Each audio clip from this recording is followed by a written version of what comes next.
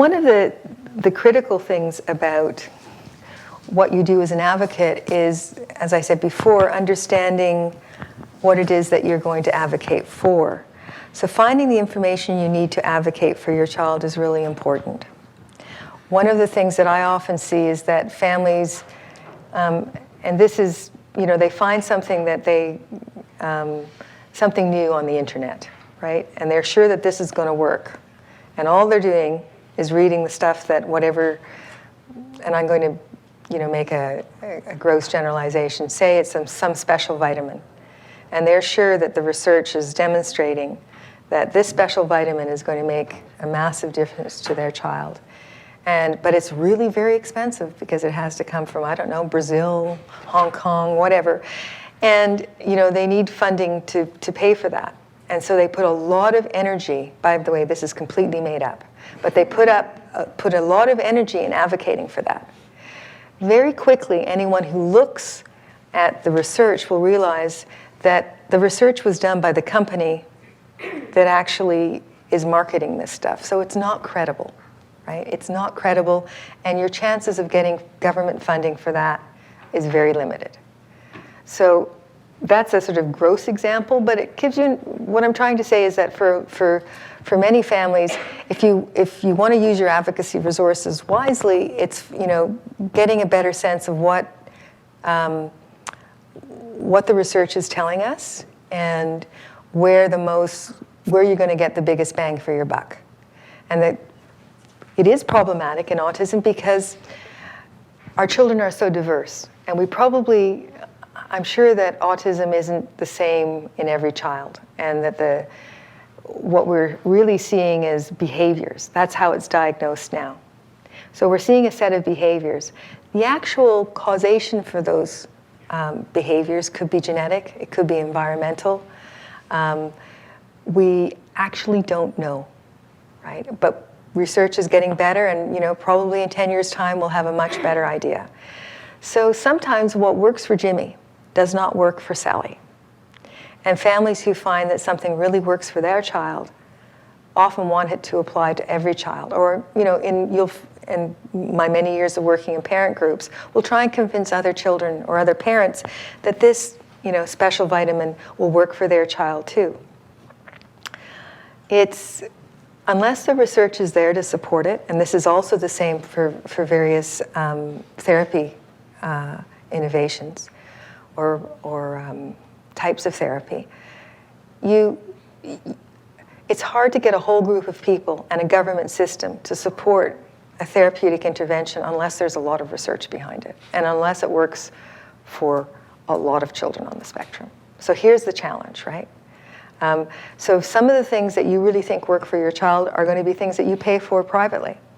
And then you think about, in terms of government money, they're going to fund what is, where the research says, yes, it's a credible therapy. How do you make that money be more efficient, be more efficiently used?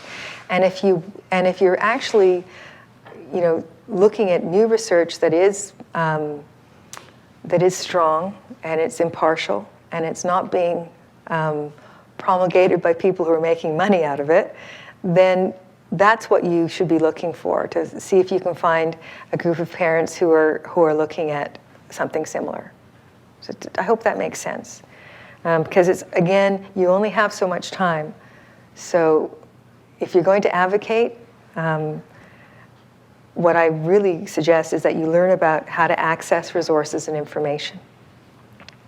You learn how to make decisions and think critically, and you develop your communication and behavior skills. But first of all, know what you want to advocate for. And this speaks to, as I've been talking about, building your credibility. Because if you're a parent who's going to come to the school meeting and talk about this special vitamin, they're not about vitamins in school meetings, right? They're all about educational programs. So you're going to be wanting to talk to them about what are some good educational programs that you think that might work for your child, that has worked with other children, maybe that is working at home, and how can you help the school district take this into account for your child. So really this requires the parent to be credible, you have to be able to have done your homework and done your research in order to make a strong case. So finding reliable sources of information is really important.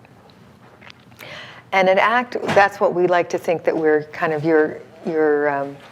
we've got your back in terms of finding reliable resources. Our favorite thing is the Autism Information Database. The aid is free. It's available on the homepage of ACT's website. There's a little place where you can enter a keyword search. So here, I'll go back to the main page. Yeah, here's the main page. There's search for autism resources. You see it there with the little puzzle piece. And let's put in the word medications.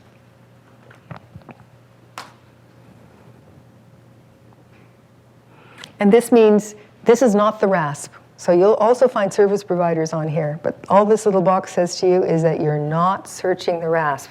These are not service providers who we have done that kind of research for. So we put in medications, and here's all the resources that came up. This is very nice. Autism medication, safe and careful use. It's a really good toolkit done by Autism Speaks. And so here's our little write-up of what this resource is all about. And then if you click on there, on the PDF, you actually go directly to the resource.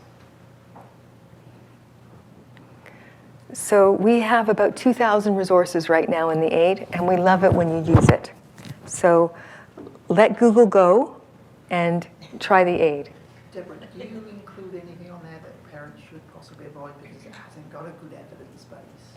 So the question I was just asked is, are there things there that we say, be careful?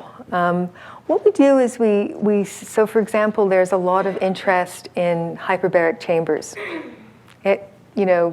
TV programs just love those hyperbaric chambers, very visual kid in hyperbaric chamber.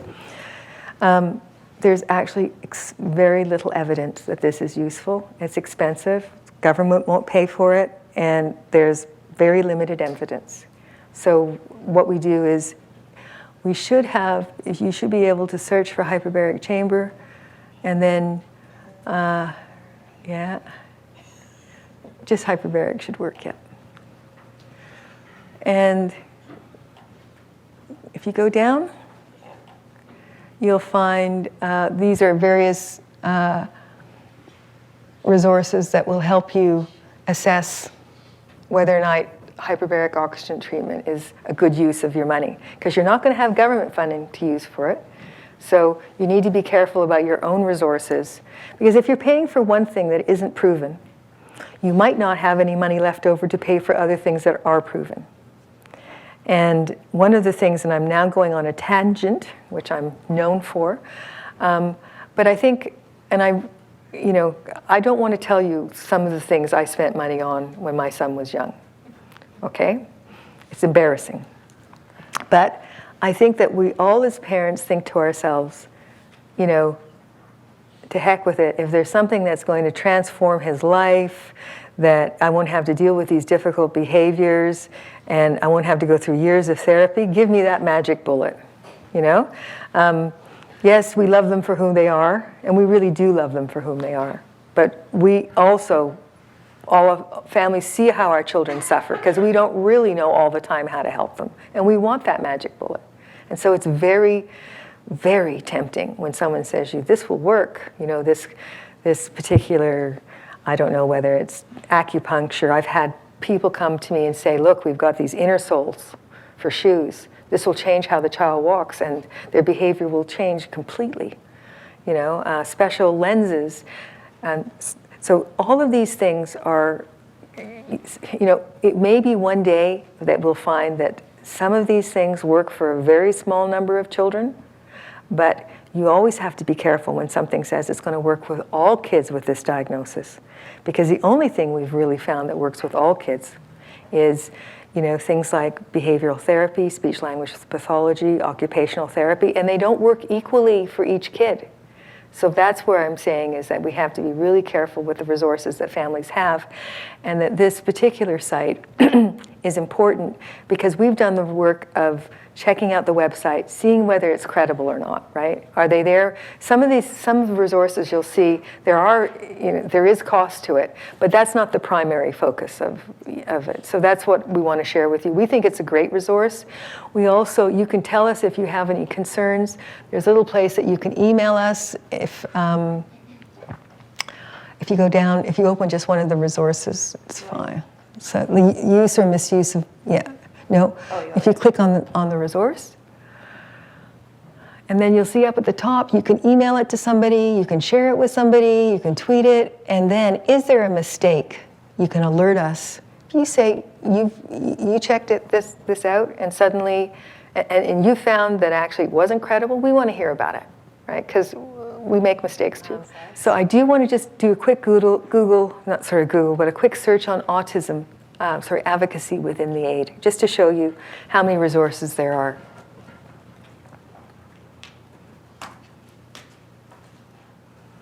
Okay, so if we go down, we have 199 records that mention autism. That mention advocacy.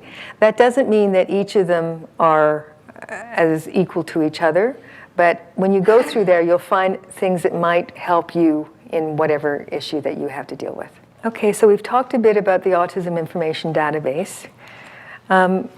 We also have something called ACT's Next Step Guide, which is important to, especially for families who need a bit of a context of where they are. It tells you once you've had a diagnosis what the steps are for starting a program. But I also urge parents who've had programs for a while to go back and have a look and kind of step it up a notch and think about some of the tips that we have in there, especially for you to assess whether or not you think you're getting value for the money that's being spent on your child's program.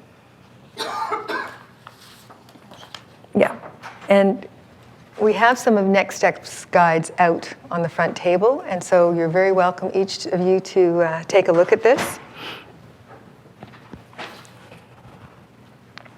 And there's also a new diagnostic hub on the website where you can find that information as well.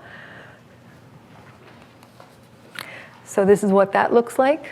You'll see that there's 6 steps there, quick overview. And we always like to have your feedback if you think that there's things that we could be doing better with that or clearer or that you didn't quite get it. We want to know about that. We've talked about the Registry of Autism Service Providers. I really urge families not to rely on people to tell them who they should hire to work with their child, but to do the research themselves and to look at who's available and to talk to 2 or 3 people before they hire them. Because, what worked for little Sally may not work for little Jimmy. And have that conversation yourself. And because somebody, someone's neighbor's daughter's cousin, doesn't mean necessarily they're a good fit for your child. Have a look who else is out there. Think of it in terms of, if you're going to buy a new roof for your car, or for your house, sorry. If you're going to buy a new roof, you get some quotes, right? You do some research. And this is just as important.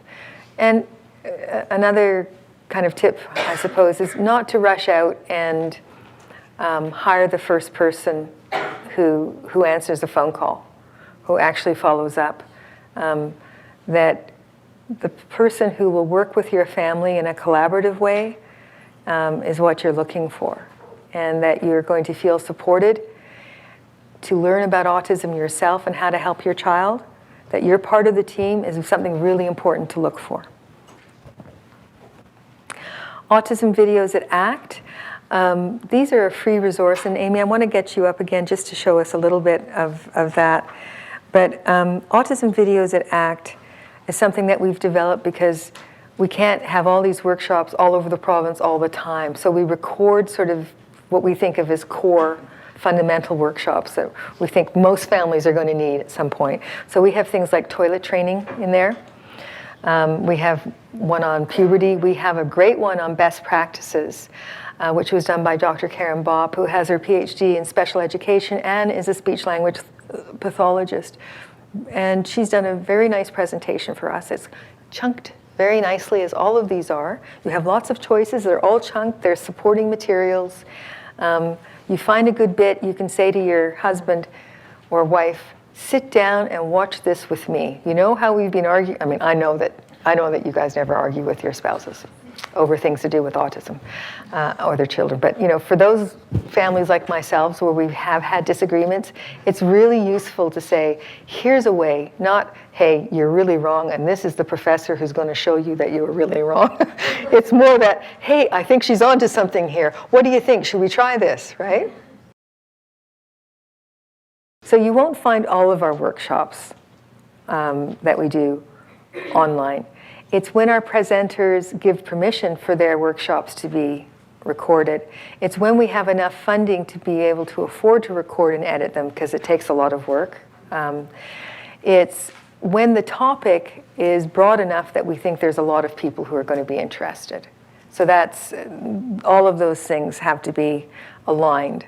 And then it takes us, because we're not funded to provide this service, we have to fundraise for it, and we have to watch our budgets very carefully in order to be able to do it. Because there's no cost to them, they're free. It's a service we want to provide because we think that all families and professionals need to have access to good information. But I can assure you they're all excellent. And if you, over the holidays, devote a couple of hours here and there to watching them, you will feel much more confident as you move forward. So this is some of the feedback we've had from one parent, that the video was helpful for the school team, so we were all on the same page. So again, it's a link that you can send to the school team free of charge. They can use one of these videos as a professional development day opportunity, and they have been used by the school districts. We have professors of special education providing these workshops, psychologists, on the level of academic qualifications. I mean, I've got a master's in Middle East political economy. It really doesn't qualify me to talk on very much relevant to autism, except this topic. I happen to be someone with a lot of experience. So most of the time we're looking for people to present for us who have strong clinical backgrounds. It means they have a lot of experience with families. They're not just academics. Academics are great, but they need to know how this stuff actually works in the real community, how it applies. And the great thing is that the people who are doing presentations for us do. So the one we have on puberty, for example, that workshop, which no parent actually wants to go to, but they do think ACT should be putting it on everywhere. It's really well done. It's presented by Joy Becker. And Joy Becker is a nurse. She also has 2 sons who are on the spectrum who are now adults. She has loads of experience. She's always been a specialist in sexual health. She is very amusing as well. She's a straight talker, and she's very culturally sensitive. Because like many of us in this room, Joy was also an immigrant to Canada. So there are lots of things that you'll find fascinating, and I really encourage you to watch them. So why do we do it? We do it because, parents and community professionals are really busy. And so we're trying to make these accessible. We want to reach across Canada. Most of them are applicable across Canada, the content of these workshops. I mean, if you have a child reaching puberty in Ontario or Nova Scotia or Timbuktu, if they have autism, there's a similar level of experience, right? And the last thing I'll say about that particular workshop is don't wait until your child is 15 or 16. A lot of this workshop is about how to prepare your child to protect themselves, and how you can prepare yourself to help your child not be exploited or be subject to sexual abuse, right? When our kids don't communicate well, how do we talk to them about the subjects that we normally talk to our children about being safe in the community? So she gives you some pointers on that as well. Because the last thing you want to do is not talk to your children about difficult topics. And the beauty of Joy is that she actually helps you with the words to get there. We have a question? So the question is the presentation tomorrow also going to be online? The presentation, yeah. So the presentation tomorrow on wills and estate planning will be online, but probably not for quite some time. We're so backed up. We have now, I think, 5 to be recorded. So if you're preparing for tax time this coming spring, we're not sure we're going to have it ready in time, but we really highly recommend it, any of you who want to attend that.